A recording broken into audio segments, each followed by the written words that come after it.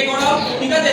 সবসময় তাকে কি করবে, তার যেটা শর্ট করার পর আমি এই উপর বডিটা মাসাজ করাবো। আমি কি করবো, এখন আমি পুরো তাওয়াল দিয়ে আমি ঢেকে দেবো, ঠিক আছে? যখনই মাসাজ থেকে করাবো কি ইউজ করবো, একটা অয়েল ইউজ করতে হবে। অয়েল যদি ইউজ না করি না, তাহলে আমাদের উপরে যে স্কিনটা রয়েছে সুপারফিশিয়াল লেয়ার, সেটা হচ্ছে ইনজুরি হয়। এটা হচ্ছে মেইন বিষয়।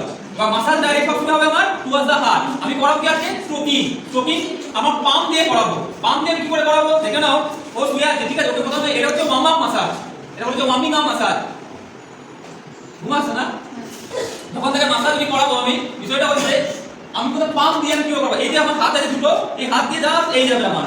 এটা মোটামুটি বডির যে পার্টটা আমি করাবো 3 থেকে 5 মিনিট ওকে করাতে হবে, এবং প্রেসারটা খুব বেশি করে দিলে কিন্তু হবে না। এটা জাস্ট হালকা করে প্রেসার দিচ্ছি, যাতে তার বডিটা আস্তে আস্তে আস্তে একটু ওয়ার্ম আপ হয়।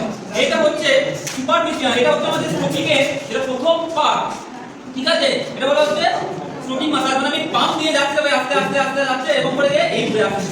আমি তো এই আর ব্যাক আমি আসছি না, কিন্তু মনে রাখবি আমি তো ব্যাকে কোথাও আসছি না, আমি এই যাচ্ছি পাম্প দিয়ে, তার আবার ঘুরে যাচ্ছি।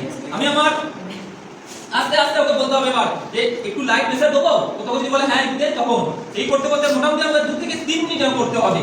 এটা হচ্ছে আমার হাতে পাম্প দিয়ে যতটা পারলাম আমি করলাম, ততক্ষণ পর্যন্ত হলো, ঠিক আছে? দেন তারপরে এটা হচ্ছে আর ফিঙ্গার।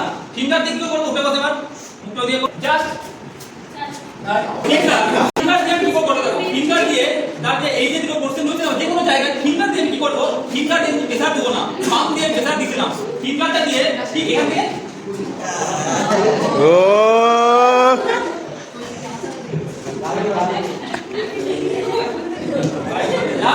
এই দুটোই হচ্ছে আমার স্ট্রোকিং এর